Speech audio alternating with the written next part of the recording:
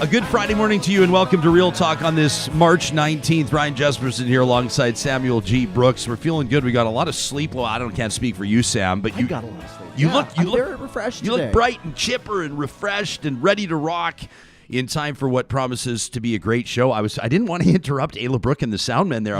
We were jamming out to the pre-show music. I was ready to let it roll for a while. Yeah. We're alone in this big building by ourselves, typically at this point in the morning, and we've got these great studio monitors. What's the official word for them? They're studio monitors, monitor speakers. Yeah, monitor speakers, because I think, plebs like us, is plural ignoramus, would that be ignorami? It's like you've got the Illuminati and the ignorami. There's probably actually a word for it, and I bet you actually everybody in the live chat. The Illuminati and the ignorami sounds like like some sort of experimental electronic album. Yeah, or it could be some sort of how there's the professional. Okay, I'm about to sound 95 years old, which is fine. Shout out to all the 95-year-olds tuned in this morning. I'm sure there's a few of them. I bet there's at least one. Yep. And you're an absolute rock star, and that's absolutely incredible and amazing. I saw a photo last night on the Oilers broadcast. They were showing a 97-year-old dude. He's retired. Did you see this? The retired doctor. He worked at the Royal Alexandra Hospital. I didn't see this, but this is in fantastic. Edmonton, yeah. And he worked at the Leduc Hospital. And they're talking about how this guy's just incredible. And then they show he turns around. And he's posing like this. He's got his arms up like in the Arnold Schwarzenegger, Mr. Olympia pose, and he's wearing his Connor McDavid 97 sweater, which I assume someone. Well, I don't know if this is true or not, but someone maybe gave him McDavid's 97 when he turned 97, and the guy looked like 60. He looked incredible. 60. I want to talk. We need to find out who that guy. You know what we should do actually is stop being so lazy. And maybe we'll shoot a text to our good pal, friend of this show, Gene Principe, one of the Prince of Puns, the star of Sportsnet's hockey broadcasts. What we're doing now by name dropping the corporation, the broadcasters, we're buttering them up for Gene to come back on the show, or just to give us this fella's number, and maybe we'll get him on the show. So the reason I'm bringing all this back, I was going to say it makes me sound like I'm 97 years old, but there's these, professional gaming is a thing now. Esports, yeah. Esports, and people are, outside of COVID, packing arenas. Yeah. Like 20,000 people will show up. Industry now. And I know this is where I sound a little out of touch, but for a part of the wrapping my mind around it process, I'm going, what am I missing? Like they're playing video games. People are watching other people play video games. Why wouldn't the people want to play the video games themselves? But they're on such another level, right? It is. And, the thing is, and I say this, again, sounding a little bit older than I actually am, because I'm not a gamer. I'm part of the generation that would be into this, and I'm really not. But I also know that, some of the greatest, most creative storytelling out there is in gaming right now. I think that part of it is just... you sort of get led down this journey by someone else. And you're right. They're also far better. It's the same reason, why do you sit down and watch the Masters instead of going and playing golf? You probably enjoy both, but for completely different reasons. See, Sam's always just dropping these wisdom bombs. He's, who we should get on is Chris Henderson from Y Station. He's the chief strategist there. A reminder, Real Talkers, to make sure you fill out the Y Station, the Real Talk question of the week. We call it Get Real. And this week, we're back to serious. After we solved whether or not, pineapple belongs on pizza, 75% of respondents said yes. Whether or not raisins were delightful or a disgrace, I believe it was, again, around. Someone's going to call fake news because I don't have the numbers in front of me, but it was something like 75% of people said, obviously, raisins are fantastic. Pants on dogs belong on the hind legs, not across the belly on the forelegs. And then I saw Y Station yesterday on their Instagram story. It'll still be up, taking some of the questions that Real Talkers had submitted for the next round of tomfoolery. Does toilet paper, should it cascade over the roll or should it drop neatly behind and under the roll? You and I have never discussed this. Yeah, I think it's come up before because I mentioned, I've heard the original patent for toilet paper shows it going over the front of the roll. And that is what I go off of. The patent for toilet paper. So they established a patent office before they established the need to wipe your ass. I guess the patent for toilet paper. Think about what we're talking about. The patent for toilet paper. Unbelievable. Let's talk about this week's What question were of the week. people in responsible and high pressure business scenarios that they were in there in the patent office filing for their patent, but they had to quickly run and use the washroom? Number two, what did they do? Either that or they just had like an unregulated underground toilet paper system that hadn't had any sort of like formal stamp of approval There yet. was like bootlegged toilet paper in the patent office. Probably. Oh my gosh. It's the patents that didn't make it. Yeah. Took me a second, but nicely done. Yeah. So this is one of my favorite things to do with pals is when we're talking, especially just being a couple of morons.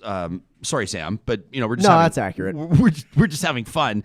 The truth, what happened, the real truth of what happened, and we love when our live shows, vis-a-vis also our podcast. Thank you for tuning in. Thank you for downloading. Thank you for sharing. Thank you for rating our podcast. Thanks for telling all your friends. Sometimes we're taking big swings at pitches to bring you the best guests of any daily news show in Canada. Any daily digital news show in Canada. You see how I just kind of checked myself just a little bit there so people don't start tweeting, does Jesperson think they're bigger than the National? No, we don't. But we swung big at a couple of pitches out of the gates. I won't say who they are because we're still working with both their teams. And both of them, literally to the last minute, Sam heard me go, oh man, 4 minutes before we went live, the interview did not work out, which is totally fine. It just means that you and I get to hang out and have fun. Live broadcast is like that. It's the way that it is. Oh, yeah. And it's totally fine. But it means we get to screw around and have a great time and have a few laughs and prepare for what's going to be a serious discussion coming up in about 20 minutes time. We're going to be talking about the crimes that we've seen targeted. I have to use words to be responsible here in furthering the dialogue. I have to say things like incidents that appear to be, or incidents that are alleged, or incidents where police are investigating whether or not. But let's call them what it is. The senseless and tragic and infuriating violence targeted at Asian American women down in the southern United States this past week. The senseless and heartbreaking killing of women. I mean, we can talk about violence and racism targeted at Asian Canadians and Americans of Asian descent, and we can also talk about, in the bigger picture, violence against women. And we're going to have a meaningful conversation today, and I have no doubt that it's going to be a moving conversation with our panelists that have agreed to join us. I'm very grateful that a cultural anthropologist and an author out of the University of California at Berkeley, Dr. Lok Siu, has agreed to join us. She has literally written the book on the Chinese diaspora. She's done a ton of research and written papers recently on violence ramping up and different expressions of racism in different forms, is what I'm saying, increasing through COVID-19, in particular in the United States. And we're looking forward to her perspective. Poly watchers, those of you that are following politics in the province of Alberta, no doubt remember the name Teresa Woo-Paw, a former Tory MLA in the province of Alberta. She's the founder of a group called Act to End Racism. She will join us, as will Rajah Maggay, who's the co-founder of a group called Political D.I.V.A.S, and she's the vice chair of a group called ParityYEG. So it should be a good conversation for about an hour. Coming up at in about 20 minutes' time. That'll be about 9 o'clock Mountain, 11 o'clock Eastern if you're watching or listening live. This is probably a good time to let everybody know, Sam, that we are going to cool our jets for about a week. We're going to take our first week off air with Real Talk starting on Monday. That's going to be Monday, March 22nd. And so Real Talk will go black, as they say. We will not broadcast those 5 days.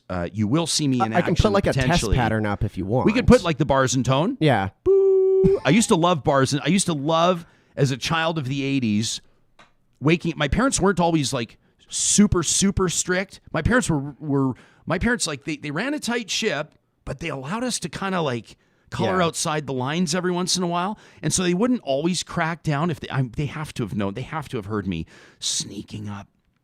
We had this like rolling French glass door, and it would kind of like, if you did it slowly enough, it wouldn't quite make noise, but it was over tile floor. So if it did make noise, it would really resound.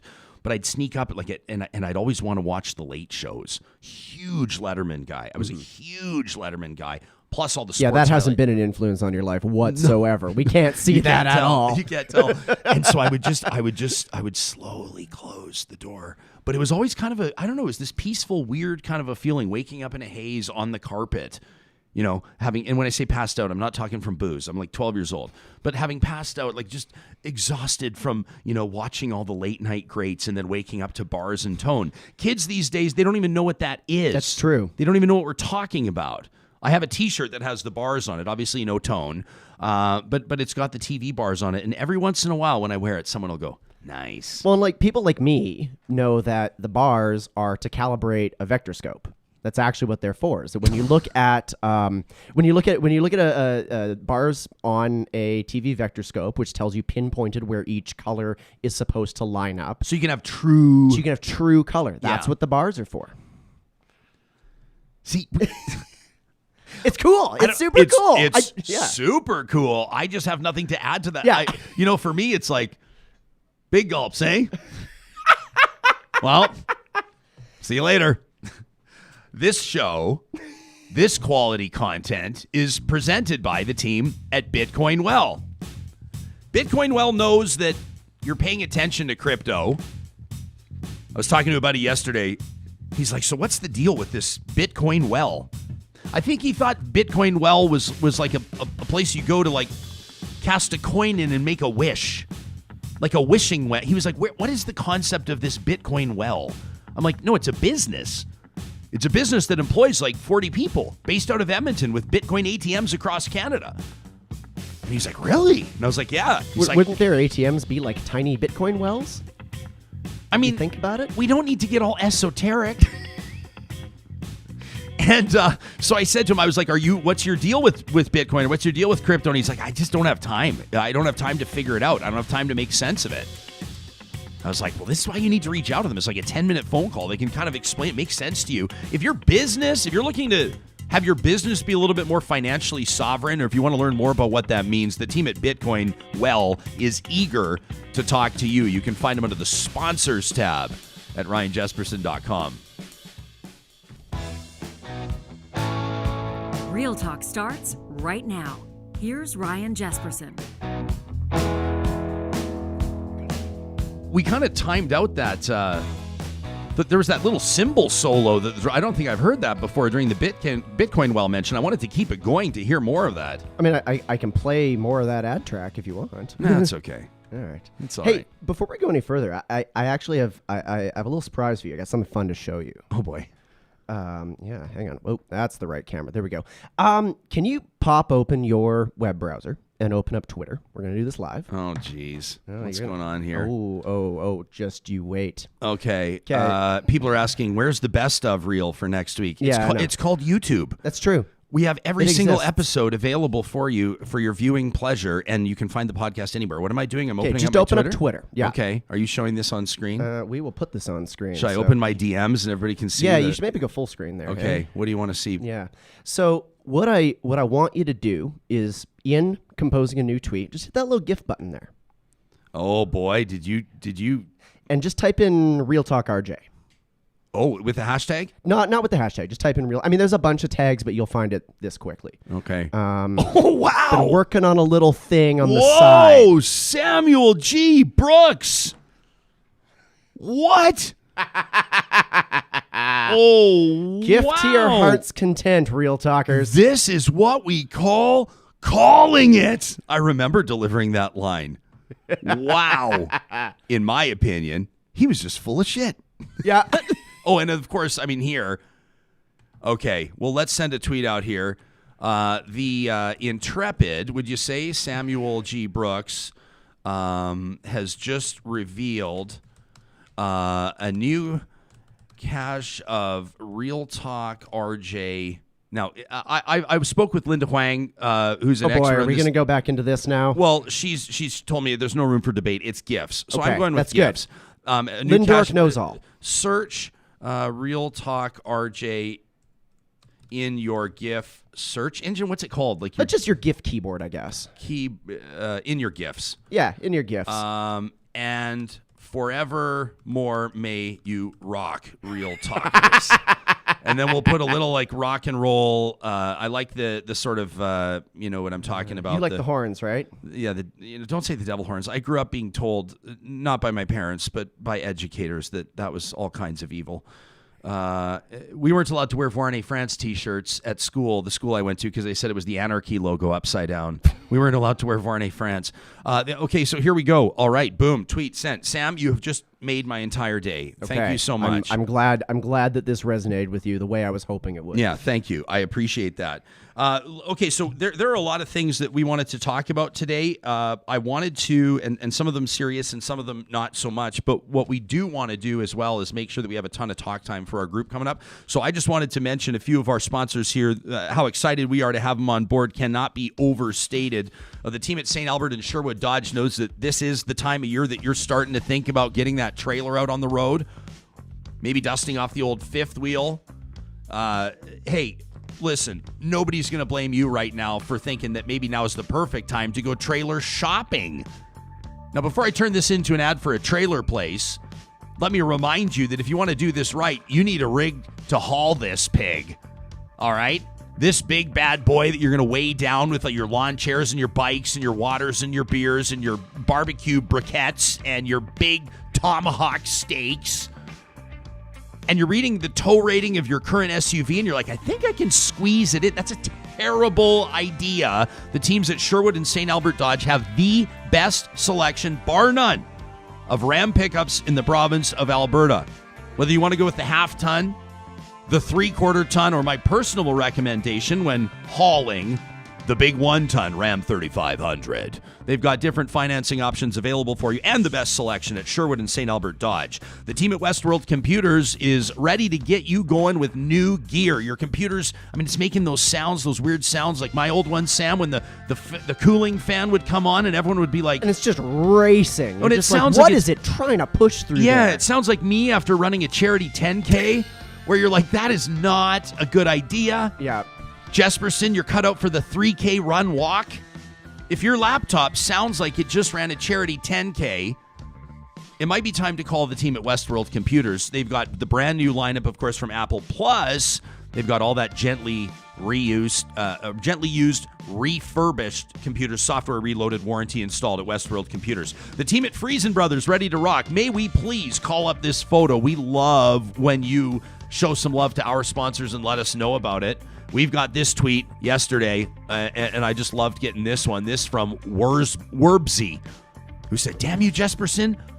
I just picked up the cinnamon, and then all caps, the cinnamon loaf from Friesen Brothers. Like, says it's unreal. You could call that 6 cinnamon buns, but it's more of a cinnamon loaf. It's more of a cinnamon loaf is Yeah. what it is. And what I God, that recommend looks you good. do is get the coffee on in the morning. Set the oven to nothing crazy and you got to keep an eye on it because the icing can melt, right? You don't want to it's nice to soften the icing. You don't want to melt it.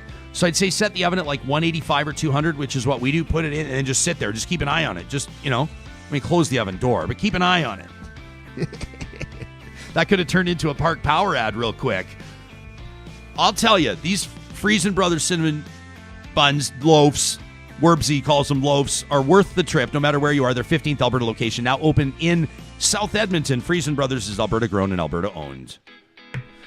Samuel G. Brooks, I faked you out there. You thought I might be rolling hot into something else, but we got to give the people what they want. I had another one ready to go, yep. You got to give the people what they want. It's going to be, I think, in the 9 o'clock hour, a powerful conversation.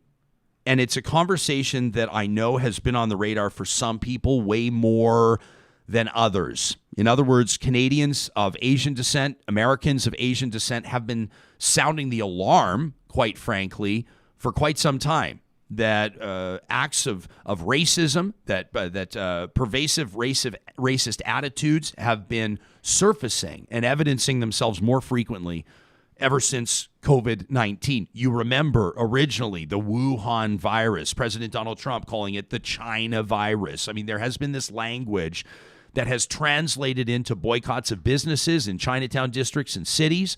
It's translated into acts of violence. One of our panelists, she's going to be joining us in about 10 minutes from now, posted a very powerful video to social media just a couple of days ago. As a matter of fact, it's been viewed thousands and thousands of times. Rajah Maggay is a research and policy advisor, works in municipal politics in the city of Edmonton. She's the vice chair of research for a group called ParityYEG's. She'll tell us about that. And she's the co-founder of a group called Political D.I.V.A.S, and she'll tell us about that. But to provide some background, after these senseless killings in the United States, these senseless shootings, as you know, police have a man in custody. Rajah posted this.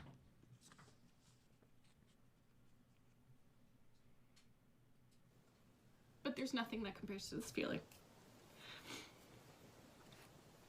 There's nothing that compares to the fear. And the knowledge that this could have been you. This could have been your sister. This could have been your cousin. It could have been your mom. It could have been your aunt. It could have been your grandma. It could have been your best friend. It could have been your daughter. Nothing is going to compare to that terror. And that's what this was. This was an act of terror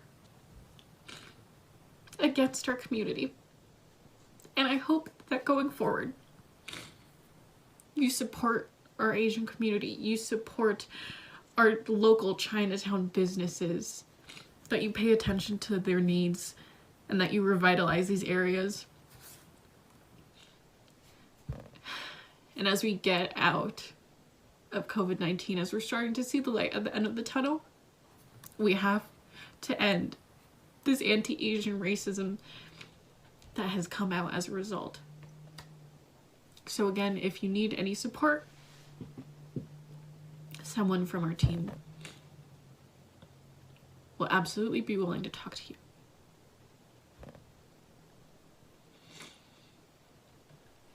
Please take care of yourselves today and look out for one another. I mean, that is real talk right there. And that's real emotion. And I'm not hoping, I have no doubt that real talkers that are going to be watching or listening to this live are going to be along with us on this journey. We want to hear your stories. We want to integrate your experiences into our conversation coming up in about 10 minutes for the next hour or so. So you know where to find us, the Real Talk RJ hashtag on Twitter. We're going to be keeping an eye on that. You can also, of course, chime in on our live chat. And I have no doubt that there's going to be pretty meaningful conversation. There are always these parallel conversations. It's actually quite fascinating to watch. And then you can send us emails as well. Like Devin and Callan have already sent emails in this morning to talk@ryanjesperson.com. And we'll be keeping an eye on all of those inboxes. The live chat is a fascinating thing to watch. That's new to me as a broadcaster. As some of this worked in media for almost 20 years. Started my career in print and then went radio, TV, radio, and then this, digital, new, modern media. I've had access to audience interaction in different ways, shapes, and forms, from the old school letters to the editor, literal physical letters at the Calgary Herald, all the way through to emails into breakfast television or what, typically viewer emails. That was kind of the birth of Twitter right around that time. And then the text line at the radio station where people could text in, but the texts were not... It was all vitriol. Well, yeah, but you couldn't, the audience could not follow along. Right. If the audience was able to follow along on that text line, nobody would leave their house. But no one was able to interact. Our live chat, we affectionately refer to it sometimes as the chatterbox on our YouTube broadcast, Sam, is new to me, and it's really fascinating to see. It's its own entity, quite frankly. And sometimes the audience is checking in and interacting with me as an interviewer or commenting to the guest. And sometimes they're off on a complete tangent having a different conversation. It's just real talkers gathering in community, talking about what they feel like talking about. I have never seen anything like it before. Yeah, it's funny because I was thinking about sort of the evolution that you were describing there, and how like the newspaper letter to the editor is in effect like the OG Twitter, in that that was sort of the one published square of social discourse that existed for years and years and years. Yeah. And oftentimes there'd be back and forth with letters. The problem is they'd take a couple weeks, right? There'd be a letter and then somebody would write a letter responding to that letter the next day. And it would just, you would sort of these, so, you know, the live chat, the chatterbox is, to me, like, we've always been having these conversations, but now they happen in real time right in front of us while our show is happening. Yeah. Yeah. Very well said. So we will keep an eye on what the conversation looks like with our audience through the course of this. Erica says, you know, I worry about what my husband might do if he saw somebody harassing someone else because of their ethnicity. He's gentle and peaceful by nature, says Erica, but he's also highly trained, big, and very dangerous. That from Erica. Interesting comment. Meantime, you know, Fatima responds, and, you know, I think that it's contextual. I think it's worth mentioning that Fatima is a hijabi Edmontonian. She's a valued member and a regular contributor to our conversation. The context of that being that the city of Edmonton, our home city, I know that we have people that tune into this from all over the place, but our home city, we have seen an appalling trend develop of attacks against Muslim Edmontonians, Muslim women in particular, and in particular hijabi women. And so I think that this is a really insightful comment. She says, if something happened to me, I would want bystanders to de-escalate and offer me support instead of going after the attacker. There's this guy by the name of Manwar Khan. I remember interviewing him. You remember him. If you Google his name, you'll see the stories. He witnessed what ultimately proved to be a fatal beating, a random fatal attack on public transit. And he was obviously, what am I going to say that's not going to sound Captain Obvious, but he was so impacted by what he saw and so sort of stopped in his tracks. And I shouldn't tell his story on his behalf, but I interviewed him shortly after. And the feelings that he experienced and the sort of torn nature of it, do I jump in and try to stop it? What about my personal safety? What about, I mean, the million things that go through your mind prompted him to actually start a group to empower people to better understand how we can address and confront acts of racism, acts of hatred, acts of violence in our communities. This is something where a civilian can sort of be tapped on the shoulder out of nowhere. You know, you're on transit on your way to head somewhere to do whatever, and then the next thing you know, you witness something or you experience something that will change your life forever. And it's the type of thing that's worth thinking about.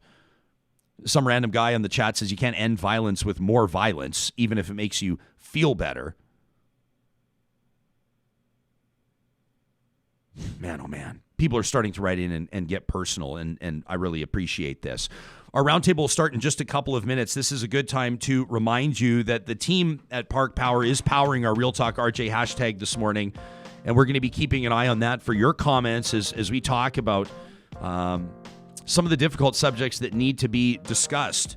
Park Power has been a proud community member of the province of Alberta for about 8 years now, and they've made a strong and significant commitment. It's what we love about what they're doing. 10% of their profits are shared back with nonprofits.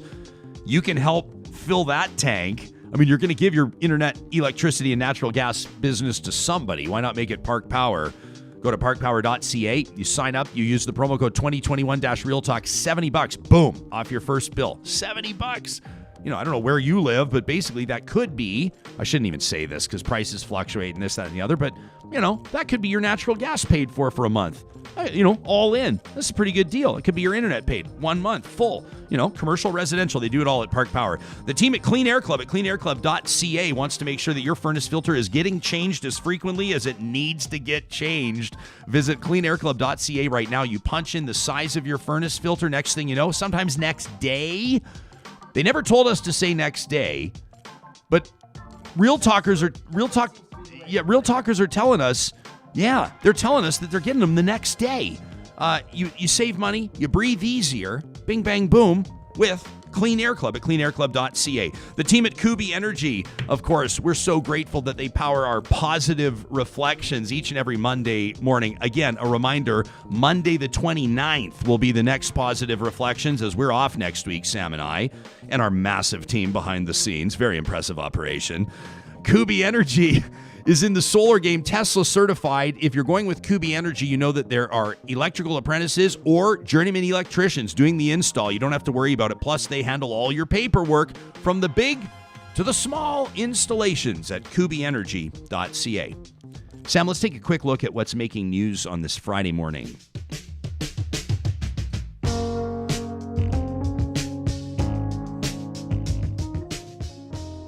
Health experts are saying, at least in the province of Ontario, they're noticing an increase in the number of COVID-19 patients, younger ones, that are requiring care. They say that there's growing consensus that there's a third wave of COVID-19 hitting Canada's most populated province, and they say that there's anecdotal evidence of serious infections skewing toward younger adults. They say that the prime age group of 40 to 75 is being hit really hard by this wave, with the new variants that you've been hearing about being more likely to cause serious illness. It's a story that we're keeping an eye on. Meantime, the Americans say that they're going to lend Canada about 1.5 million doses of the AstraZeneca COVID-19 vaccine. It's a loan that will help provinces accelerate their inoculation campaigns as Canada faces this third wave. The United States also sending 2.5 million doses to Mexico. We want to let you know we expect to speak with Federal Minister of Procurement, Anita Anand, as soon as we're back on air in the next week. And as mentioned, a man suspected of killing 8 people at 3 Atlanta area spas says Atlanta's mayor was potentially prepared to carry out additional shootings. Mayor Keisha Lance Bottoms saying that the accused's family had been helping police in their search, perhaps averting further harm. The mayor saying the situation could have been significantly worse. Mayor Lance Bottoms saying it's very likely there would have been more victims. And this is the subject of our Friday Real Talk Roundtable today. This horrific crime spree in the city of Atlanta, leaving 8 people dead. Other acts of violence, expressions of racism across the United States and Canada. It has the hashtags Stop Asian Hate and Stop Asian Hate Crimes trending. We're pleased to welcome these 3 panelists for an hour's worth of discussion here live on Real Talk. Dr. Lok Siu is a cultural anthropologist and an associate professor of ethnic studies in Asian American and Asian diaspora studies. She's an author and editor of 4 books and many journal articles out of the University of California at Berkeley. Dr. Siu, it's a real pleasure to have you joining us this morning. Thank you for being here. Thank you for having me. Rajah Maggay is the co-founder of an organization called Political D.I.V.A.S, which stands for Democratic, Intersectional, Visionary, Anti-Oppressive, and Supportive. Other volunteer commitments of hers include ParityYEG, ParityYEG, an organization looking to get more women elected into public office. Her day job, a research and policy advisor for Edmonton City Councillor Andrew Knack, who has just announced he will seek re-election this fall. Rajah, welcome to the show, and thanks for being here. Thank you so much for having me. And it's a real pleasure to welcome back to the program. It's been a while since we've spoken. A former Alberta MLA. She's the founder of Act to End Racism, the network, which launched in April to respond to growing concern and worry in the Asian community due to COVID-19 racism. Teresa Woo-Paw, welcome and thank you for being here. Thank you. Good morning. Good morning to you. Dr. Siu, we'll begin with you. You're an American. You live in the United States. You've been studying hate crimes, targeting Asians, and have noted in a recent piece that we'll reference through our conversation today that these hate crimes have been on the rise. This story out of Atlanta, it feels terrible to ask the question this way, but how are you even processing it? Well, this comes as, after a string of hate crimes that are happening in the US and Canada and probably all over the world. We're hearing cases, in Europe, in Latin America, et cetera.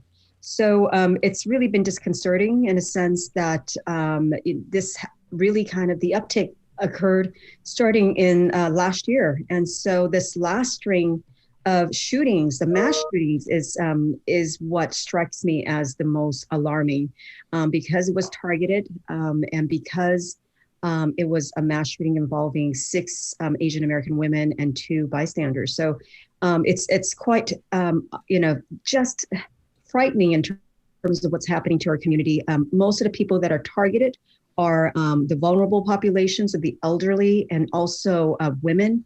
It seems that at least 2/3 of the reported cases of hate, violence, harassment, etc., involve women. And this is really quite stunning. We have to understand the roots of it, but clearly racism, misogyny, are involved here. You recently granted an interview to the Berkeley News, and I wanted to reference this. Sam, we can show it on the screen. People can read it at news.berkeley.edu. In times of crisis, anti-Asian violence is an American tradition. This is largely a Canadian audience. Can you bring us up to speed on the premise of this?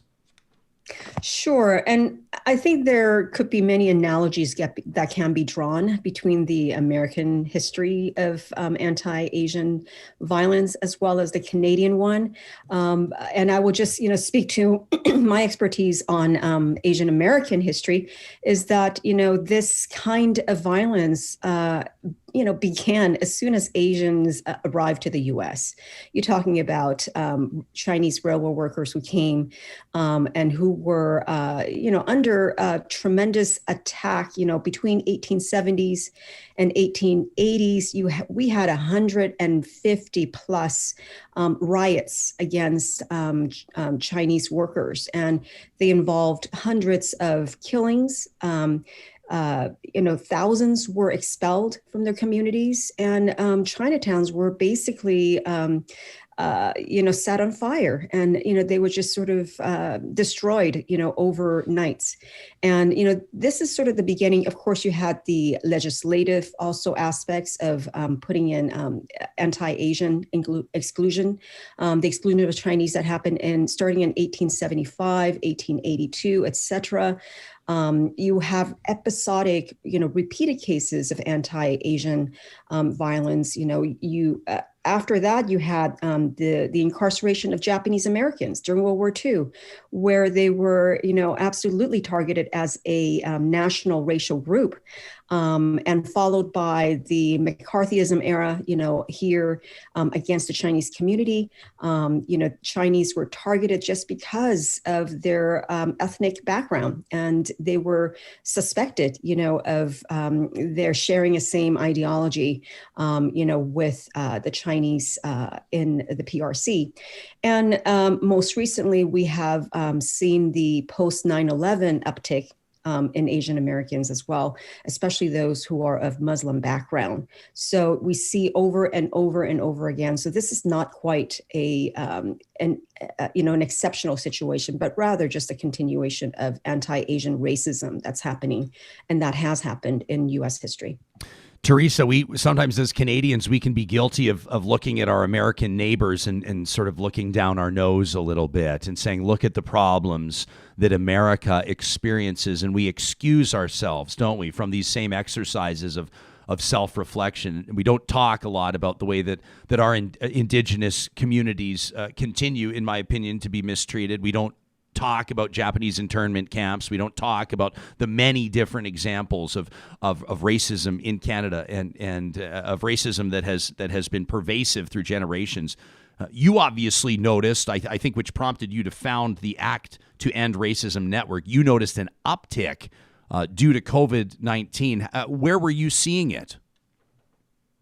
Well, I'm sadly so. I think in many, many places, and we are certainly seeing it a lot more in public places, like in grocery stores, in our neighborhood, on the street, in educational settings. So I think, where people actually have to go during a pandemic. I would like to concur with what you just said, Ryan, and also Dr. Siu. Our history actually between Canada and the United States are actually very similar. I think that the way we talk about it, or not talk about it, also I think I think have been recognized. And so we tend to be a little bit more subtle, but then the history and the facts are there, and they're very, very similar. And and also being a fourth generation Chinese on the land of North America, with great grandfathers that came to work on the railroad as laborers. But then my father did not get to meet my grandfather until he was 41 at the old Calgary airport. So I know actually the history of racism very well. And also as an anti-discrimination trainer in the 90s, we know it is actually in people's everyday lives. And when I was a school board trustee, people from different systems call me when their children are bullied. So we know it has always been here, but we never had really the platform and sometimes the courage to really talk about these very difficult issues as minorities. Rajah, you posted a video to your Twitter that was absolutely moving. And with your permission, I'd like to actually roll it right now, if that's okay with you. And then I'd like to ask you about it, because this is raw. I mean, this is, we call this show Real Talk. This is real talk from you. Sam, are we good to go on this? Let's roll this from a couple of days ago. I felt an overwhelming amount of support from people asking me how I'm doing. But there's nothing that compares to this feeling. There's nothing that compares to the fear. And the knowledge that this could have been you. This could have been your sister. This could have been your cousin. It could have been your mom. It could have been your aunt. It could have been your grandma. It could have been your best friend. It could have been your daughter. Nothing is going to compare it to that terror. And that's what this was. This was an act of terror against our community. And I hope that going forward, you support our Asian community, you support our local Chinatown businesses, that you pay attention to their needs, and that you revitalize these areas. And as we get out of COVID-19, as we're starting to see the light at the end of the tunnel, we have to end this anti-Asian racism that has come out as a result. So again, if you need any support, someone from our team will absolutely be willing to talk to you.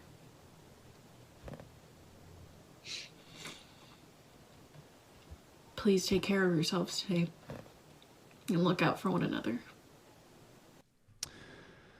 So you're offering support to people, but this is obviously very personal for you.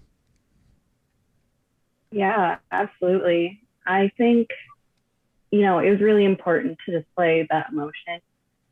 A few, hours after posting that, I was really conflicted, because I was like, oh, people are going to think I'm emotional because I'm crying on screen, and maybe they'll think I'm less qualified to speak on this issue or any other political issues for that matter. But I think it's important to look at the emotional impact that this will have on people, specifically Asian women, because for centuries we have been sexualized, we have been dehumanized and objectified in really dangerous ways. And now it's impacting our lives. It's literally putting our lives at risk. So, offering support is also showing your emotions. And I think, a lot of Asian immigrants, we have the tendency to, put up that facade so we can fit into the model minority myth.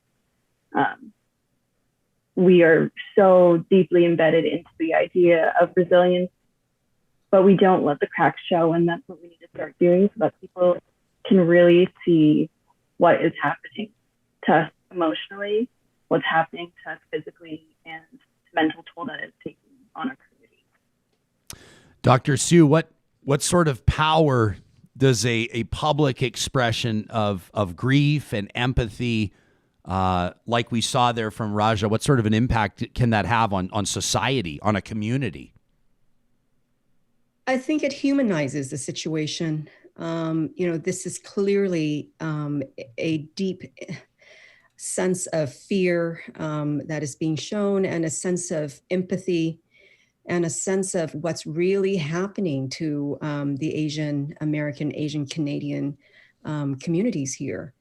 And I think it's wonderful that we're able to show the full aspects of our humanness, not necessarily just always, be ready to perform as if, we are emotionless or whatnot. These things do affect us. They affect us deeply. So I really appreciate that. And I appreciate the rage and the anger, that people are showing also, against these horrific, senseless attacks.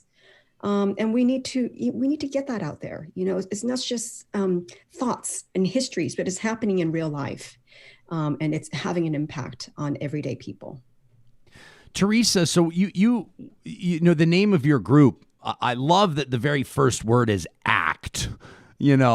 ACT to end racism. How do we begin? I suspect that conversations like this are very important, and I suspect that people making an impact on very personal levels, on the front line, so to speak, in their communities and their groups of friends, is big. But how do we begin to act to end racism? Well, as community members and also as women, we are often the caregivers. So when we actually start receiving phone calls from people asking me, sharing with me first about their experiences with racist acts, being targeted. And then the question was, is anyone doing something? What are we going to do? And from there, I start having conversation with people across the country. And so the first thing, we started to do was to provide support to the community, knowing some of the challenges we have, because people have been living in fear for quite some time.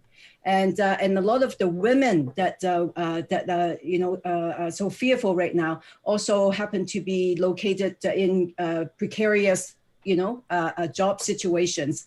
So the first thing we did was actually to provide resources for our communities.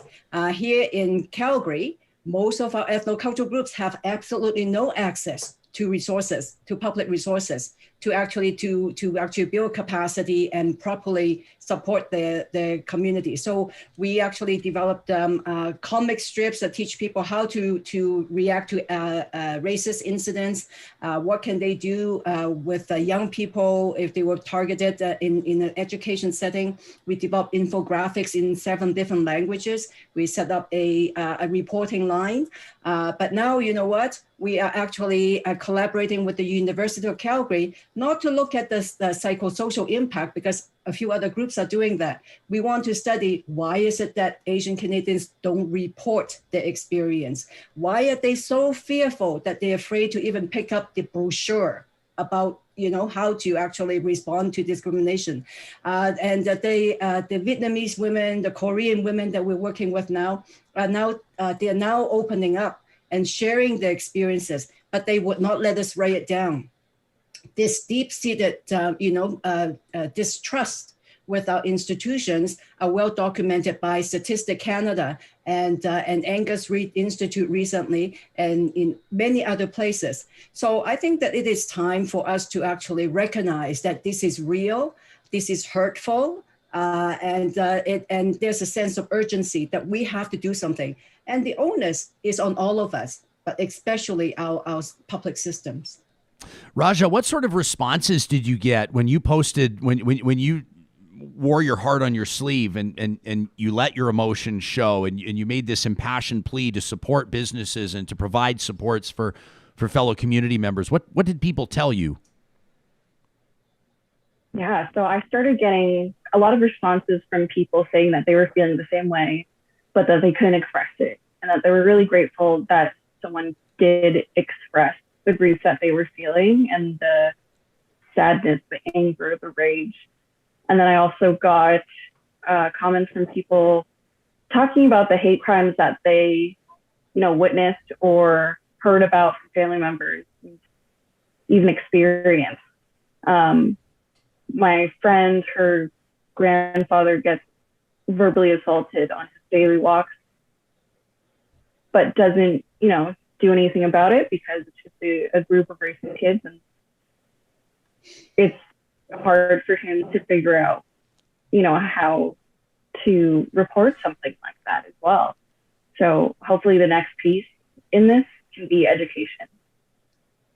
I want to invite all three of you to respond to this. And by the way, please do feel free to interact with one another. You don't have to wait for me to ask you a question. But Dr. Sue, I want to put this in front of you first. I'm obviously not going to identify who these people are, but I want to read portions of two emails email exchanges that I was part of this week in speaking with women who are working directly on confronting, addressing anti-Asian racism. One of them wrote back, "Thank you for your email and the invitation to appear on your show. We unfortunately do not and cannot do video interviews in order to protect the safety of the women doing this work." That was one of them. Another said, "Thank you for raising awareness on our issue. It's much appreciated. We have worked on raising awareness last spring, and nobody seemed to care. Nobody believed it. Media picked it up because it was a new human interest story and then dropped it. Well, street harassment and abuse and hate crimes continued. Myself, the Asian community in our Eastern Canadian city, and other Asians across Canada have been tirelessly trying to get people, the police, governments on all three levels to listen. And as I have publicly said in past, why must someone die for people to pay attention? I have no interest in being part of a media storm caused by the deaths of Asian immigrants. It's too little and it's too late. And it won't bring back those women in Atlanta, nor will it give back peace to countless Asian immigrants across North America." Dr. Sue, you're nodding as you hear these emails read. It's I can hear, I understand how they feel. I understand the sense of outrage that it's taken so long to get this public attention. As I mentioned, this is anti-Asian racism is not new. And we could have and should have addressed this much more forcefully for much longer. I mean, we have to wait until this moment for a series of anti-Asian attacks to acknowledge that there's anti-Asian racism. When you look at history, there's so many instances, and we keep repeating it. And I empathize with the kind of dismay, with the state, with local government, with federal government, in our education system, for not addressing this much more forcefully, much more boldly than we should. We need to transform the system. And it's not just anti-Asian, but, anti-Black, anti-Indigenous, anti-Latinx, et cetera. And there's a system of white dominance in our societies that prevail. And, racism affects all of us, and we need to address it head on. If anything that this last year has shown us, we just cannot accept this anymore. And I really hope that we take this opportunity to examine ourselves, as countries. And this is really a global issue here, of how we understand racism and how we need to just cut it at the root. Teresa, what impact did those emails have on you? I'm not surprised. I was glad to hear that there's a platform for them to at least to share, even if not in public. I think I just like to take a moment to acknowledge it actually has been, I've been doing this now for a long time, but especially on a daily basis since last March. But this week have been very, very difficult. So some of the women I know actually, we gave each other a break on Thursday. Was it Thursday? No, on Wednesday. So because it was so difficult to even talk to each other. And I think it has been very difficult. And when you were describing those messages, I was reminded that I have received death threats. In the 90s, when I was talking, softly about racism, people's experience with the different institutions. And so people need to understand the human toll on the community, on the impacted family, the impacted community. The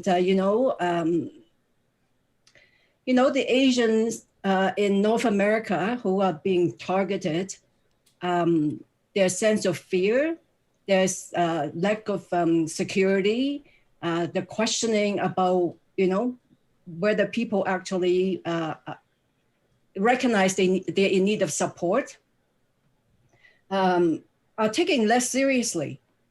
And we've been here for 160 years. And it is additionally sad that you also begin to question, do people care? Why is it people still don't understand? Do we belong? And it's another time that we keep thinking, well, this is the time our leaders in the country are going to tell us whether we matter, whether we deserve equality, whether we belong. So it's of course the people who've been spat on and stabbed and threatened and yelled at and killed. They are people's children. They are people's spouse and partner, sister and mother and grandmother. And it hurts the same way, regardless of your race. I think it's time people recognize that anti-Asian racism is the same as other forms of oppression and racism. Teresa, I know that, this is, you as I don't know if you're ever truly a former politician, but you're not holding elected office currently. Although I suspect if you wanted to get a seat back, I don't think you'd have any problem doing it. Let me say this: as a politician, you can recognize the combustible nature of some issues. Pipelines are one of those issues. And when you start talking about meaningful consultation with indigenous communities, oftentimes you will see systemic racism infusing itself into the conversation along the lines of, I don't even want to verbalize it, but it's obvious. And people can research it themselves and look into it if they've not been slapped in the face by it before.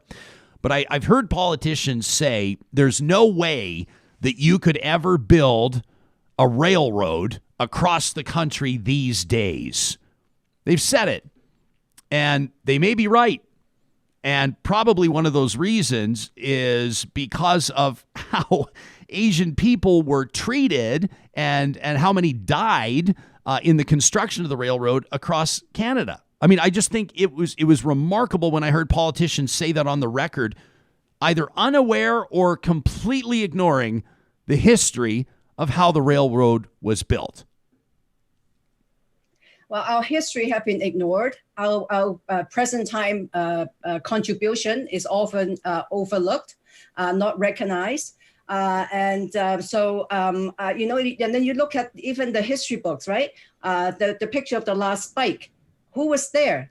Not one image of Chinese who played a big role in building that and died for our the connection through that railroad. So I think that really speaks to how a lot of the current time situation is perpetuated by our systems when our curriculum do not reflect our history, our presence, our participation and contribution, when our government actually would not do the hard work of critically examining the biases, the assumptions that are behind the long-held Oh, thank you for the image. For the long-held, beliefs behind the policies and the practice, and really develop the strategies to make those changes in a sustainable way.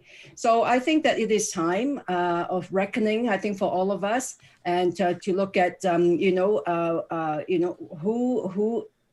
the community that's grieving and in pain, and who is actually lending the support. So, yeah, I think it is, we try to be constructive. We have to moving forward, but we have to be honest with our past, and we have to be honest with our present, so that we can actually have a more hopeful future. We'll be back in just 1 minute with Dr. Lok Siu, Rajah Maggay, and Teresa Woo-Paw. Wanted to remind you that this show is made possible by the support of our amazing sponsors, and that includes the team at McBain Camera. It's Alberta's best destination for photographers and content creators. You can check them out at one of their 6 convenient Alberta locations, or live chat with one of their experienced team members at McBainCamera.com. While you're on the website, check out that Nikon Z50 camera. This is how you can get stunning 4K Ultra HD with 1080p slow motion. It's got time-lapse mode, so you can shoot like Sam, and so much more. Plus, you can flip down the LCD screen to activate self-portrait mode, which is perfect for selfies. They've got an ability with the Nikon webcam utility to live stream from Zoom, Twitch, YouTube, and more like a pro. And when you order the Nikon Z50 body or the full kit at McBainCamera.com, enter the promo code REALTALK, one word, at checkout to receive a free ProMaster Hitchhiker tabletop tripod with your order. Also wanted to remind you that the dogs in our household, in the Jesperson household, Moses, our boxer, and Monroe, our black lab, love their Grand Dog Essentials quality raw food. They're both on specific programs. Monroe's on blueberries right now. We got that tip from the team at Grand Dog. They love consulting with their customers. They've got nutritional experts on staff. Oh, and they deliver the quality raw food frozen to your door in Edmonton, Calgary, and across central Alberta. Check them out online at granddog.ca. The promo code REALTALK gets you 10% off your first order.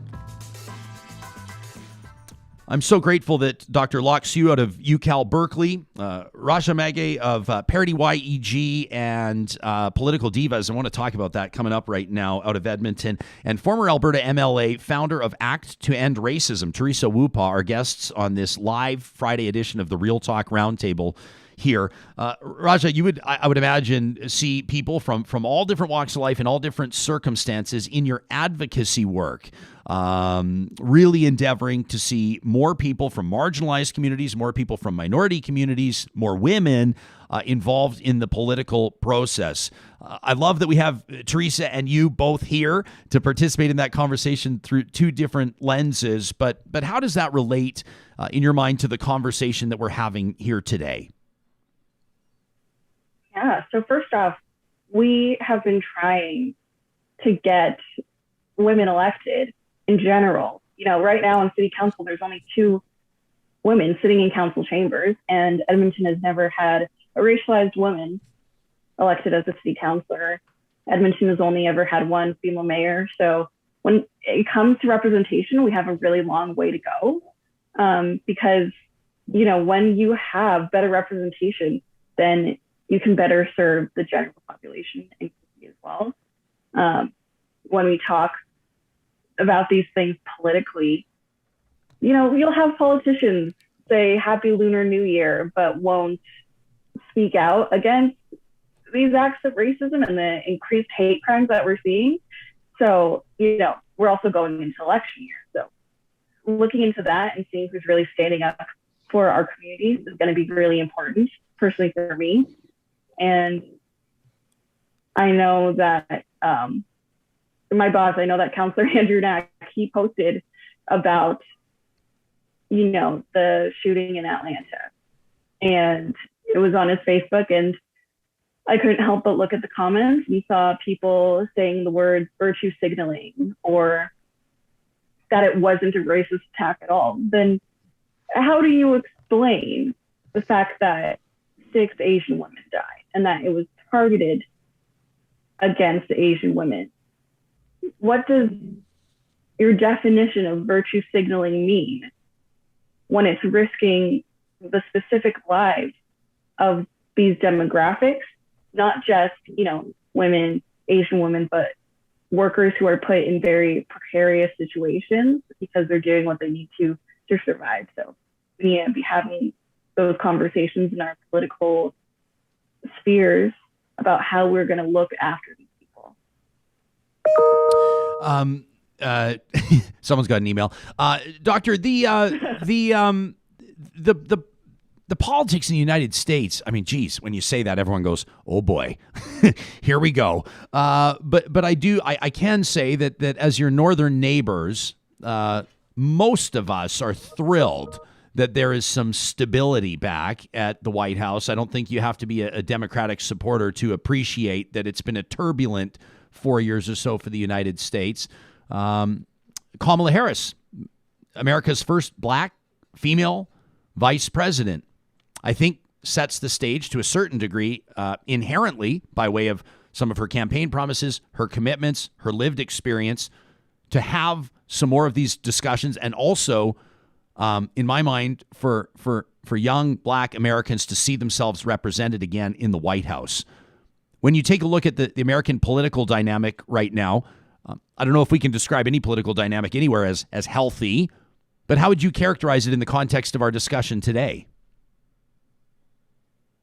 I do think that the leadership change has made a big difference. The fact of the presence of Kamala Harris, along with a large group of progressive women of color, that are in our government, also really, really helps.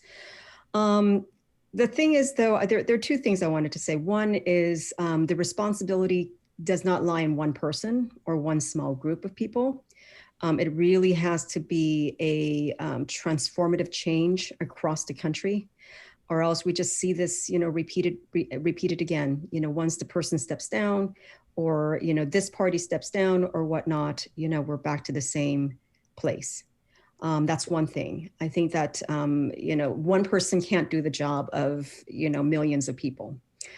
The other thing is, I think the continued trade war with the U.S. and China is still sort of haunting these, results of anti-Asian sentiments.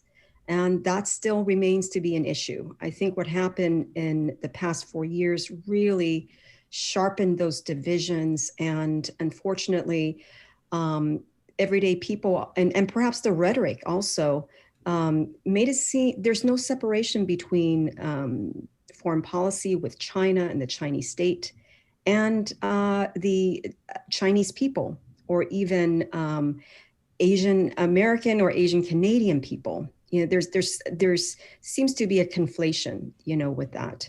And so oftentimes what happens on the international stage between countries gets played out domestically among ethnic Asian Americans and whatnot. So those two I see as issues that we need to acknowledge and moving forward need to work on.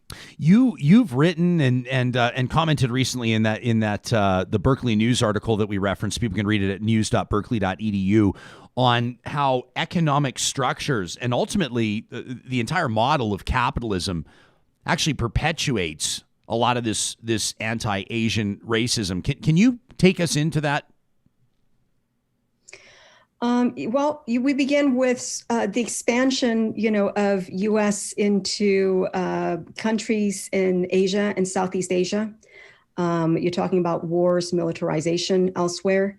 Many of those instances actually, result in migration, from Asia and other countries. The U.S. has always been, in capitalism, I would say, the goal is to make profit. It is about capital accumulation. And much of the capitalist ideas is to create profit out of human value, right? And so you have these systems where race comes to define human group value as they become inserted into the economic system, as with the goal of creating profit out of that labor. And you're talking about indentured laborers of Asians coming to the U.S. As cheap labor, as service labor, early on. And I think it continues into today as a different kind of labor, but nonetheless, Asian migration is often a result of U.S. wanting and needing immigrant labor.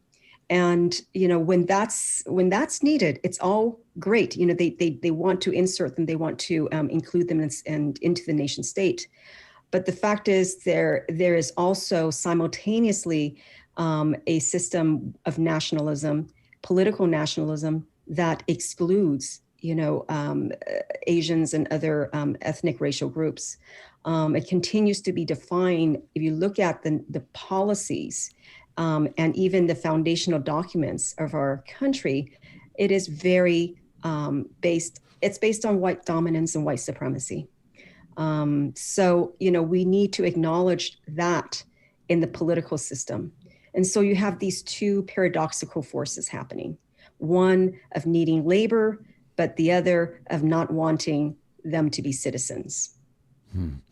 You talk about white supremacy, and it's I remember sort of my experience. I remember this. I wonder what year it came out. I can search it as we speak. But Places in the Heart. It was a film starring Sally Field and John Malkovich, 1984. So I would have been 7. So I remember watching that film, and it's basically the Klan shows up. The Ku Klux Klan shows up at this family's ranch, and there's a black man that lives there and helps the family, and my memory is somewhat foggy, but I remember this being the first time that I saw the burning cross and the hoods and I just like it stuck with me in a way that as this white upper middle class kid growing up in the suburbs was like, wow.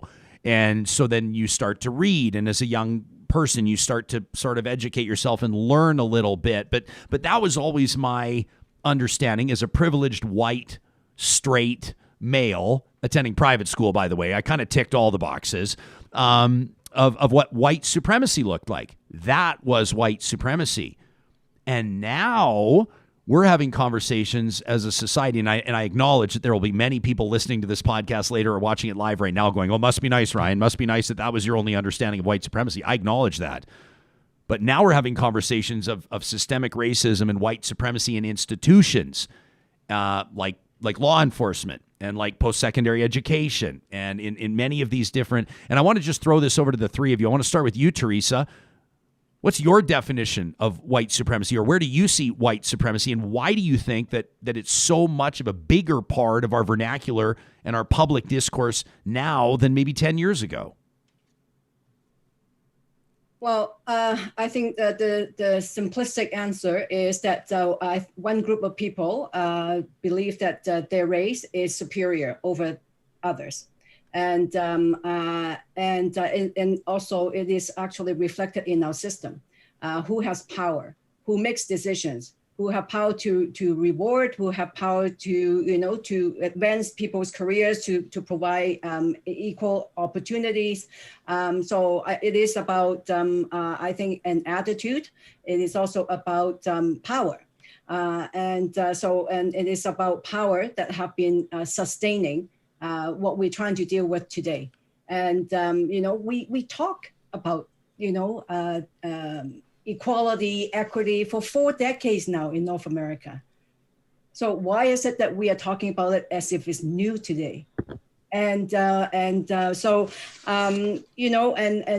Ryan, you mentioned the KKK, the images of KKK. We had that in Alberta in the 90s. You're much younger than I. So we had it at Provost, right? And we saw what happened in Red Deer.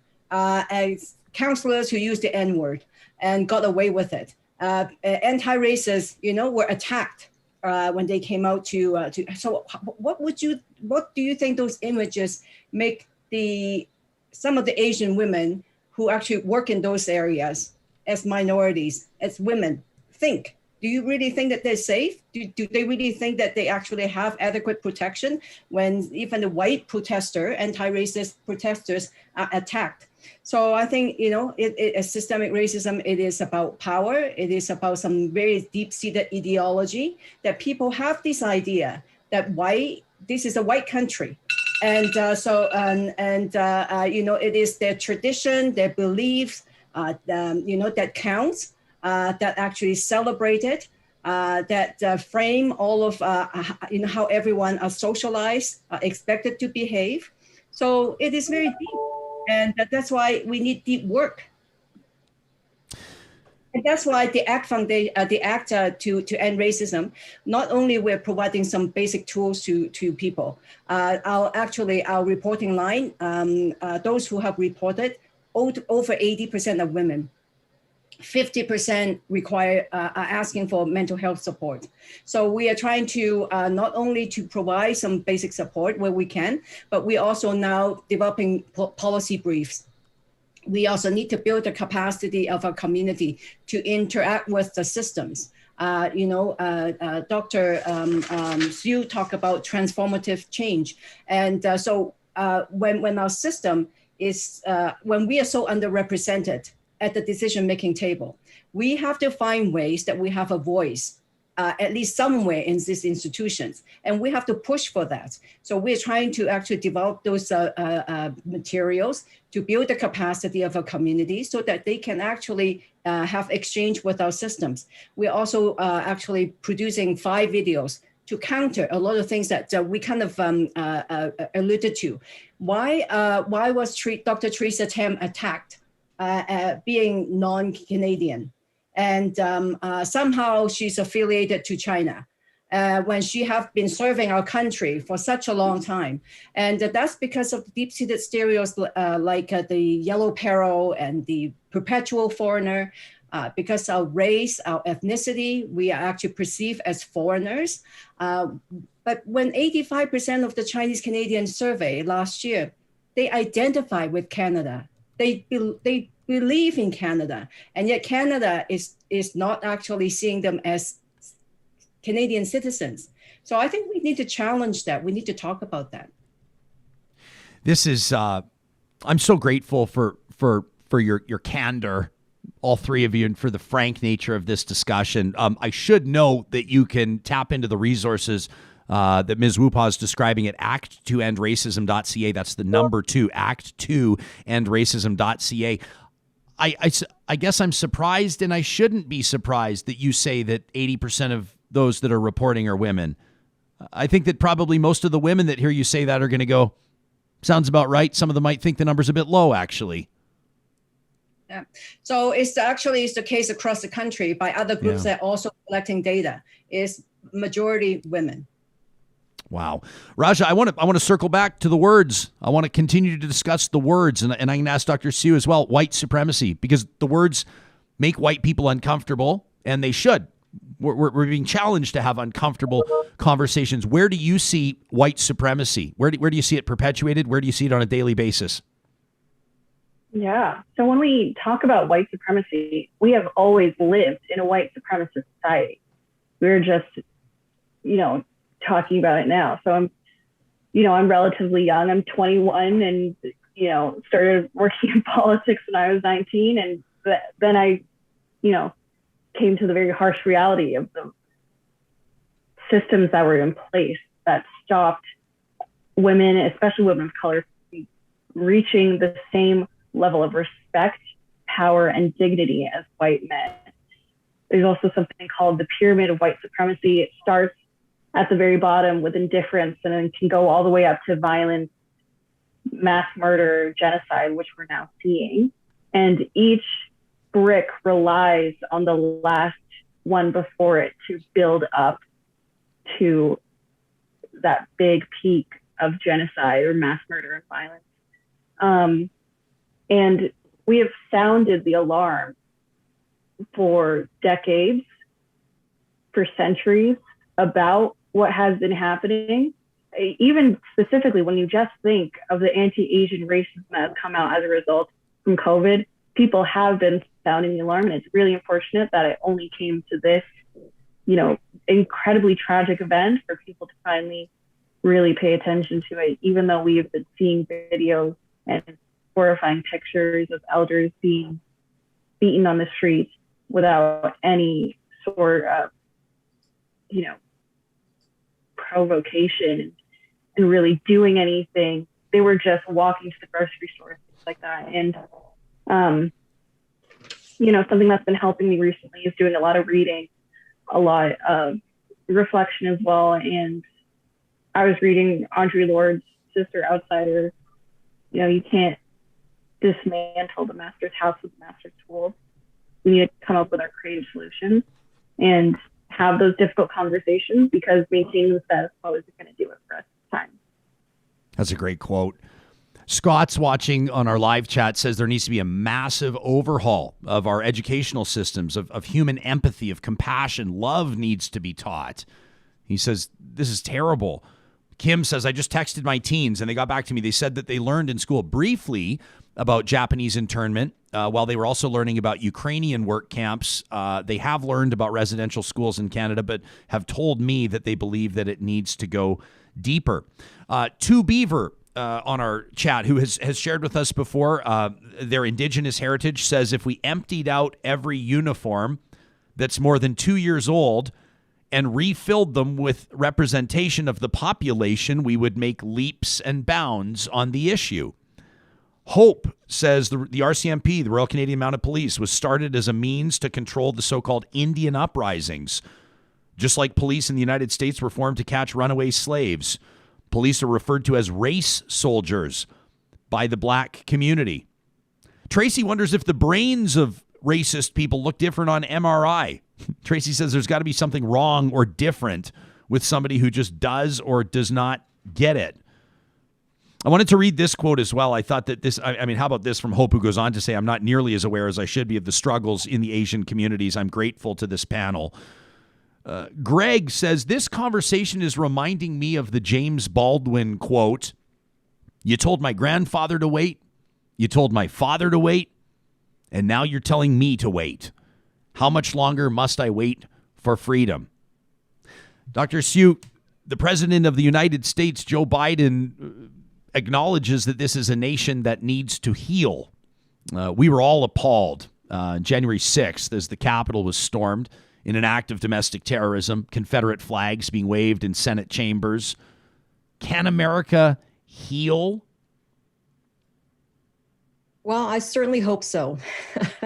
It is so important. Getting back to the ideas of the white supremacy, it's an ideology, and that's important to understand that it affects, it can affect so many people. No one is immune to it. The ideology is encoded in institutions, law, in the policies, in our economic system that fuels competition, representations like media images of how people are portrayed. So it's not just living in people, right? And how we respond. They're not just individual behaviors. They are systemic. They are embedded into structures that we live in. And that makes it so much harder to reform and change. And we're very grateful, that we have people in the grassroots in different levels of government, Rajah, Teresa Woo-Paw, it gives me just great optimism to know that there are people on the ground always working, to dismantle this system. And it's a huge problem we have, and the U.S. has to address it. I mean, it's very sad with the U.S. in terms of the polarization. And we realize that it is, when the former President Trump stepped down, that there are many, many more who support his ideology and support his politics. And that's what we need to pay attention to too. It is healing. It is healing everyone, from a system of thinking that requires oppression, that requires putting down someone else or destroying the environment, and all these issues. We need to really transform the way we think about what it means to be human and what it means to be a citizen, of this world. And I think that I'm not an expert on this, but I do know that attitudes can change, and I don't know that I want to say quickly in the context of 20 or 30 years, but I know that generationally, if you look at what were, generally accepted ideologies, let me say, for example, the first one off the top of my head would be marriage equality. If you talk to people in the 1950s and the 1960s, how they felt about, gays, lesbians, the queer community having access to marriage equality by way of sanctioned unions, I would imagine that the polling would have been very low, at least public polling. People may have felt differently in the privacy of their own homes. You talk to people now, and there is overwhelming support for marriage equality. That would be over the course of 2 generations.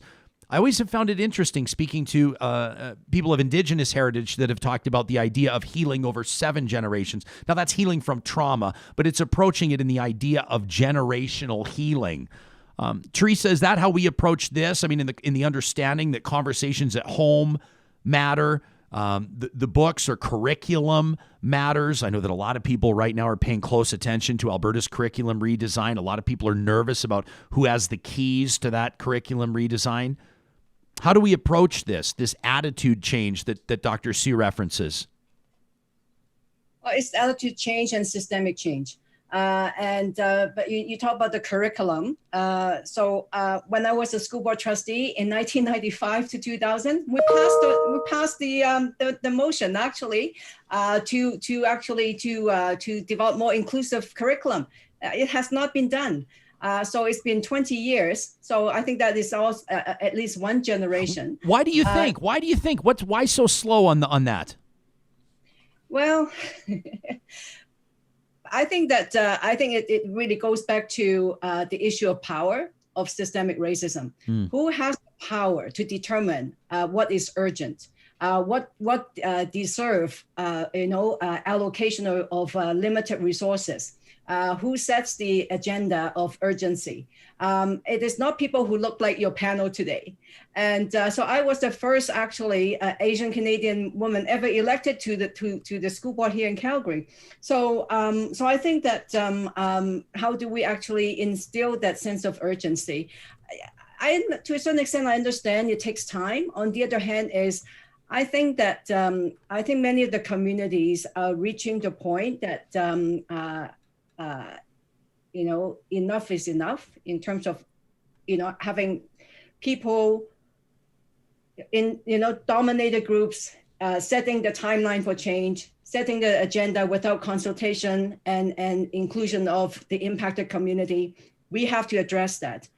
In fact, I chose to attend this panel over another Zoom I was invited to by a group of people who want to actually organize a march. People, when the city of Calgary had the public hearing on racism last July, not only we heard people who were, dealing with the hurt, but people were also expressing their anger. People were also expressing their frustration and disappointment, and then we know our system have talked about this over and over and again, and things dissipated after a little while. So I think that how do we actually figure out how to hold our institutions accountable to the public as we go through another round of talk about systemic change? I think those are some of the things that people would be working on. I think I think, Ryan, you were asking all the right questions as to why things change so slowly. When I was in government and we were dealing with a policy framework to look at the issue of senior, which is huge because we have aging societies. But you know what? The document that came to caucus for discussion totally forgot about the immigrant seniors and immigrants of racialized background because people were not at the table. Yeah. Right? So because I read the document, I always do my homework. So I raised it and I was grateful and I appreciated the fact that my caucus listened to what I said and they destroyed the 300 copy pre-printed material and redid the document. But we have to be part of the conversation. We have to be in the room. We have to be at the table. And Rajah, this brings us back to your mandate, your mission, right? Give us our marching orders. What's a call to action as we wrap up this important conversation?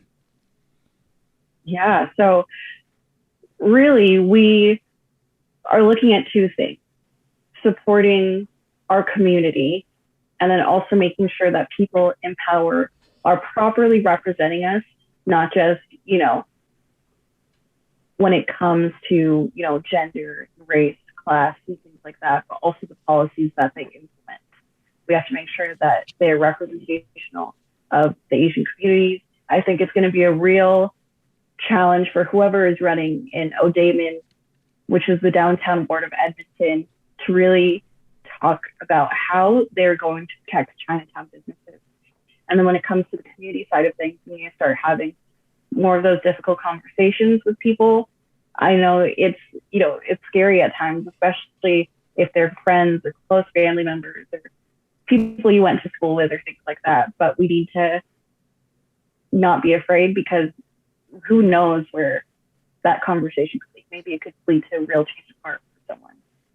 Maybe you can find some candidates within your area who really, talk about racial equity and how we're going to combat this through the system. Donate your time, donate money if you can, support them, look into your grassroots organizations as well. And education, if you want to learn more, the information is out there and has been out there. So, I feel like Teresa and Dr. Sue may have more on that as well, but that's what I can do. Well, I'm grateful for everyone joining us this morning. Dr. Sue, we want to let you know how hey, you're joining us from the Pacific time zone. You woke up early to talk to us, and we thank you for that. We want to give you last word. You're going to have Canadians that are going to download this podcast, and we'll be curious to know what our American neighbor, what our friend from California will give us with regards to an assignment. What is it?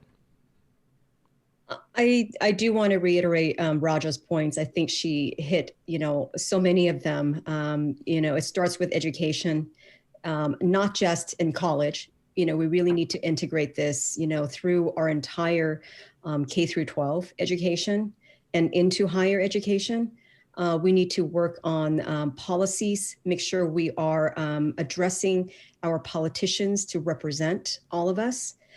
We need to empower our community.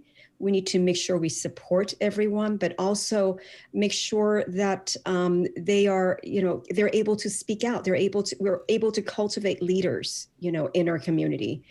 And we need to transform so many of the things that we're doing and on every level, whether it is getting media materials out there, speaking out on certain issues, being present, at the table, for instance. We need to do all of that. I know it is, this is a long list of things, but, we all need to be involved. And I would just want everybody to be aware that they have a role to play here. You want to be on the right side of history. Well said. That's Dr. Lok Siu, an author, a cultural anthropologist. You can read her work online. And, of course, out of University of California at Berkeley, Rajah Maggay of political D.I.V.A.S, and ParityYEG, of course, a researcher and staffer for Edmonton City Councillor Andrew Knack, and former Alberta Conservative MLA Teresa Woo-Paw, the founder of Act to End Racism, a remarkable panel. My friends, thank you for this, and be well. Thank you. What an amazing conversation. Thank you so much. I'm so grateful to those three. Erin on the live chat says, she says, there's shocking anti-Asian racism present in Alberta's mountain parks and in the tourism industry. And as a white woman traveling with Japanese students in Banff, it was a real education, says Erin. For me, it's here and it's ugly. Rose says it's disappointing that not many men are standing up to support women in general. They need to discipline themselves publicly. We didn't even really talk about the role that specifically that men need to play. I mean, we could expand this conversation to talk about violence against women.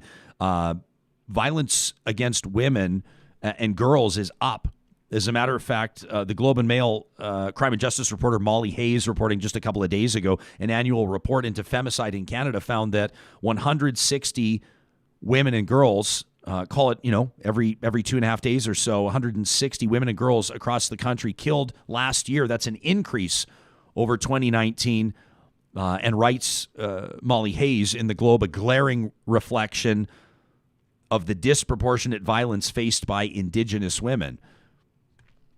It's not necessarily an entirely different conversation, but it's a related conversation, and Rose is right.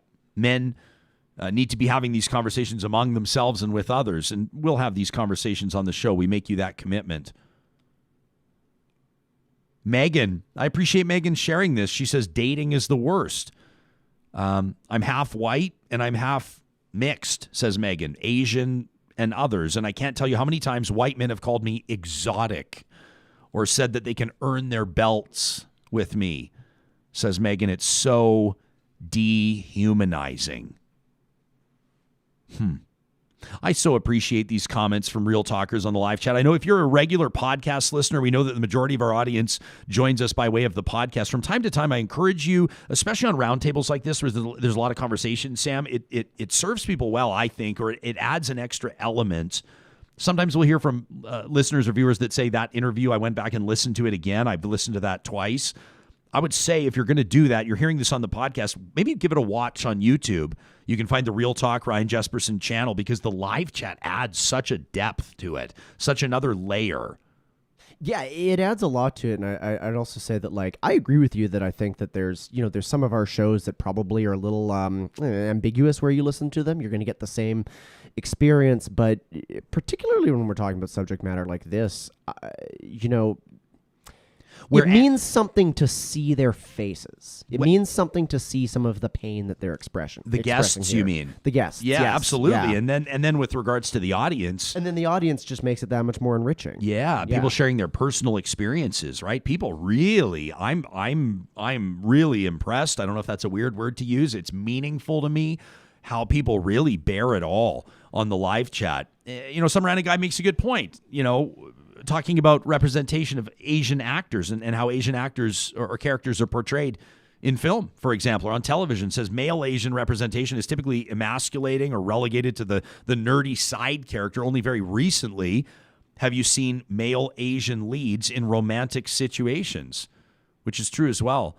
If you missed our conversation with Andrew Fung, it was a while ago. What was it, about a month ago now, I guess, from Kim's Convenience, just a wildly popular show in Canada. That, by the way, they're not going to do a sixth season. They're not going to do a sixth season. I was so disappointed to see that. Too. But we talked to him about the race element of or some of his awareness as an Asian Canadian actor and working on set, and then that show that portrayed for the first time, really, generally speaking, I mean, all of the starring roles. It's about Korean family business. And if you know, if you haven't watched the show, I encourage you to check it out because it's absolutely hilarious.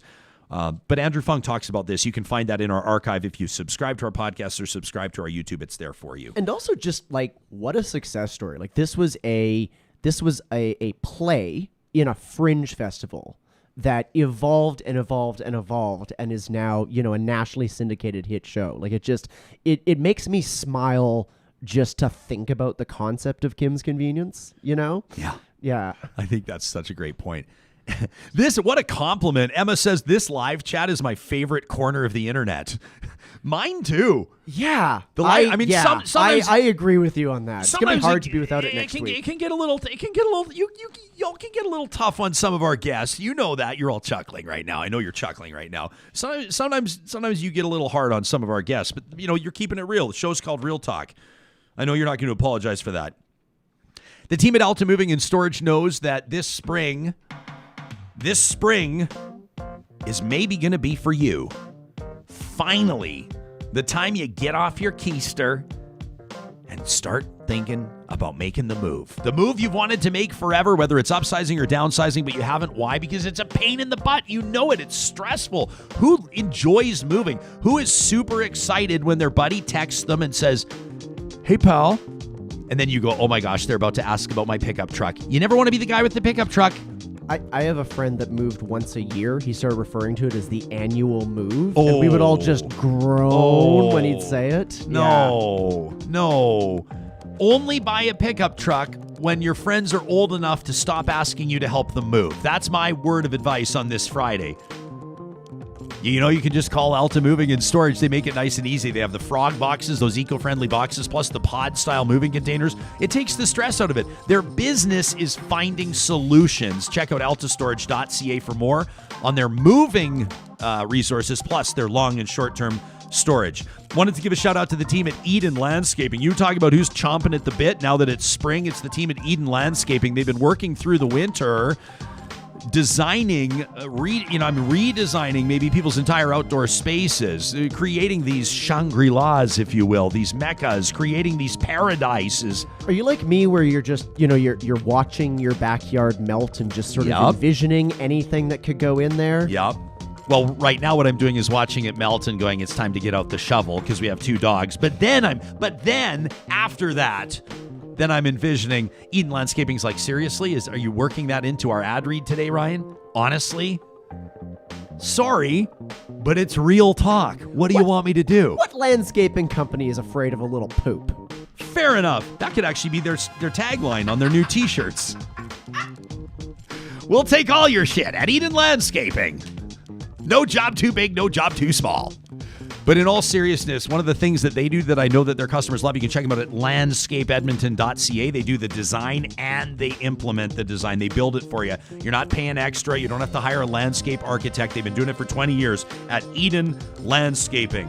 You know, I've been telling you I'm super excited to be hosting the University of Alberta's coming up, the 3-minute thesis competition. This is going to be absolutely amazing. It's coming up on April 1st. You can watch it live online. And then if you miss it, or if you want to hear more from the winners, the first runner-up, and the People's Choice winners, they're going to be on Real Talk, our Friday roundtable from 9 to 10 Mountain on Friday, April 2nd. The winners, the champions of the 3MT finals. U of A graduate students are interesting people doing incredible things. There's 8,000 of them doing research at the U of A.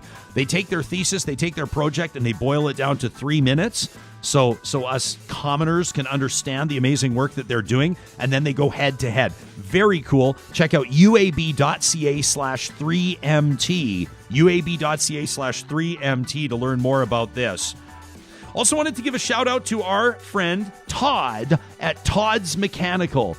I would say that Todd, of all the feedback we get, a lot of people love a lot of the Real Talk builders, the sponsors we have, but we get a ton of feedback from people that have called Todd at Todd's Mechanical saying he walks in like just confident. He walks in like he's seen it all before. And when all hell is breaking loose at your place, that's what you want. He's the plumber that keeps Edmontonians warm, dry, and keeps all the systems working. You can call Todd at Todd's Mechanical at 780-499-7598.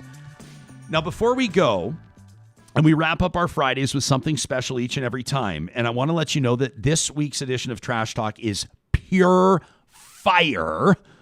Real Talkers, you did not let us down in your emails this week to talk@ryanjesperson.com. I'm going to have to get Sam to take over or talk for a second because I'm going to fuel up. I'm going to get my jaws ready to flap, and then I'm going to do my best to deliver your messages. A lot of you have laid down, you've just paved pure heat for us. We wanted to let you know that Sam threatened to quit unless we took a week off. He threatened to quit. No, he didn't. He works around the clock for this show, and we're lucky to have him. But we figured we'd better take a week off, Sam, because we knew we were headed straight for a brick wall. Oh, we're 82 episodes in. We're 82 episodes in without a break. Yeah. So we're gonna take a week, and because we can't stop working, I'm gonna host a conference for a couple of days, and you're gonna drywall your basement. That's correct. And we're gonna hire a chase producer. So we're not really putting our feet up, but we are going to take a week off. So we wanted to give everybody a heads up. If you want to catch up on past episodes, this is a great time to do it. As Sam mentioned, more than 80 episodes ready for your viewing pleasure on our YouTube channel as well as on our podcast. We encourage, you know what I think people are going to maybe miss and I'm opening up a can here because I know everybody's talking about what's this website everybody wants us to have where they can go talk after the discourse thing. Oh, yes. We signed up for it, and we're kind of like looking at it. We're not sure, and we're workshopping a few ideas. We're workshopping a few ideas, Yeah. but I know that some of you may miss this sense of community. We won't be able to stay off our phones, so we'll still be available to a certain degree on the Real Talk RJ hashtag, but we appreciate your understanding. Sam and I will be back live at 8:30 Mountain, 10:30 Eastern the morning of Monday, March 29th. That'll be the first live show when we come back. You look like you have something to say. No, not really. I'm just chilling out here. Because this is your last chance to say. Because you know what I'm going to do here. I'm rolling into this thing, and I'm signing off with. I kind of went with air drums last week as opposed to air guitar. It was a little shout out to. I don't know how people felt about though. Now that you have a GIF of me playing air guitar. Well, I mean, you've many a times commented on how you feel much more confident as an air drummer than an air guitarist. Yes. Yeah. I mean, people might are be related to you actually playing the drums. Actually playing the drums, that's probably it. But people are very critical of my air guitar. You know, so they're like, how long? Because I'm up here. You know, I'm up here, and they're like, what is this guitar you're playing? Is this like an 11-foot guitar? And it's an upright bass. Fair enough. It's an upright bass, or maybe it's a novelty guitar. What do you know? Who are you to judge my guitar? Maybe I'll get started on my own trash talk right now. Now I want to go get an upright bass. I've always wanted to learn to play them. Now I want to go get an ice cream cone because the team at the Dairy Queens of Northwest Edmonton and Sherwood Park after 8 p.m., you didn't think I could do it. You didn't think I could do it. That was a quality segue. But I am who you thought I was. The teams at Dairy Queens of Northwest Edmonton and Sherwood Park want you to know that after 8 p.m. each and every night of the week, including tonight, you can mix and match medium dipped cones or sundaes for $5. That's right, $5 and not each. Nope, total. 2 of them mixed and matched for $5 after 8 p.m. The Dairy Queens of Northwest Edmonton and Sherwood Park. Also a reminder, they've got their loaded steakhouse burger. The loaded steakhouse burger on special through the month of March. The team at Local Waste loves to talk trash. They've been doing it for a quarter century, going head-to-head against the big garbage guys, finding solutions that work on a local level for business owners, for hoteliers, for mall owners. You know, everybody along the way. Doesn't matter your business, you're going to have to find some solution to your garbage and recycling. Local Waste wants to manage that for you on a first-name basis. Go track down Chris, Lauren, or Mikkel at localwaste.ca.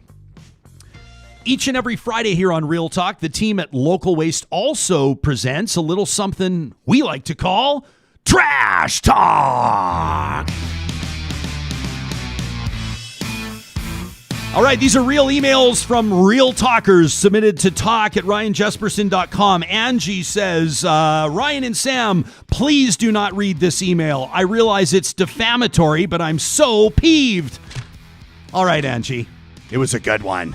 How about this one from Mike, who wrote into the show to say, can we please stop putting plastic wrap on cucumbers? It makes no sense. That from Mike, who had nothing to say about oranges, grapefruits, or any other, fruit or vegetable that comes with its own packaging built in. Debbie says, what is with all the different kinds of toothpaste? Like, remember when it used to just be Crest, Colgate, and like maybe a couple others? It was exciting when AIM was introduced. Says, I now stand in the toothpaste aisle staring at all the different types, feeling like an alien. Crest, Colgate, paste, gel, whitening, charcoal, sensitivity, gum protection. Oh, I just want to brush my teeth with a flavor of toothpaste that I enjoy. Not one that makes me want to hurry up the process, or even worse, leaves me with a dry mouth or some gross aftertaste all day long. Oral hygiene's important. Stop making it complicated.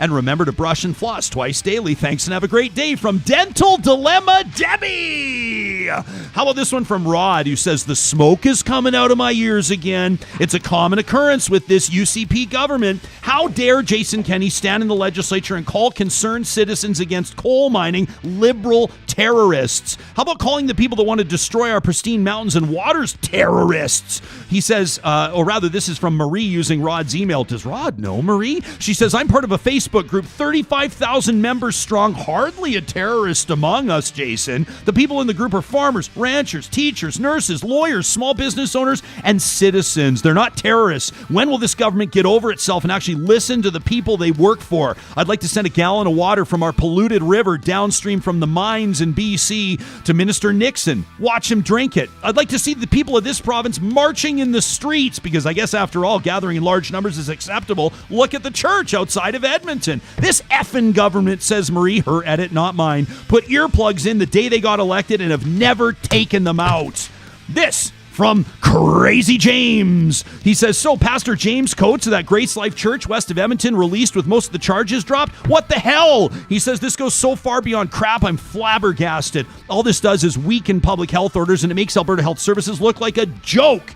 He says, I'll tell you what, because this pastor's white, because this pastor's part of the UCP base, looks like he can do whatever the fuck he wants. Here's the solution. Since the government lacks the stones to actually do the right thing, this Sunday, maybe Alberta Health Services needs to send 24 nurses to the church with vaccines for everybody. Poke them as they walk in. This batch of self-centered and self-righteous idiots aren't following rules anyway. Might as well make sure they don't get the rest of us sick. He says, my, oh my. That from Crazy James. And this one from Marshall, the Angry Wild Roser. Really, Premier? Why are you letting the lunatics run the asylum? There's way too much baggage where you're concerned, evidenced by the people you surround yourself with, evidenced by your disrespect and disdain of your own MLAs who, quote, need Velcro shoelaces. Insider. Evidenced by the failure of Babylon. Evidenced by the need to sell off profitable registries. What old school progressive conservative's going to get that one? Evidenced by boosting car insurance companies' profits. Single-handedly the worst decision you've made yet. Evidenced by attacking the vulnerable in AISH. Evidenced by the fraudulent expense claims of MLAs and ministers. Evidenced by the war room that acts like a clearinghouse for your political debts for cash. Tell me how this is different from Jean Chrétien's sponsorship scandal. Speaking of the war room, says Marshall the Angry Wild Roser, could this get any worse? Picking fights over kids' movies? Have conservatives learned nothing? Stop attacking. Stop reacting. Start controlling the narrative. He says, you know how little this makes us look? Wasn't the part of the job for the war room to keep us out of the mud as a government? You are killing Minister Savage. You, sir, are someone who's never led, always a follower, been on the taxpayer's dole your entire life. You have not done the one thing that makes Alberta great. Started with nothing, risked everything, lost everything, fought back, and won. That is what we do here. Albertans elected governments out, not in. Albertans don't like to be lied to. Albertans consider the worth of a man on his word. Albertans don't like telling them what to do. Albertans don't like it when you kick the can down the road. Maybe you'd understand if you were from here, says Marshall, the Angry Wild Roser. And ladies and gentlemen, that's another edition of Trash Talk, presented by Local Waste. We're going to cool our jets for a full week. We'll see you back live at ryanjesperson.com Monday, March 29th. Good night now.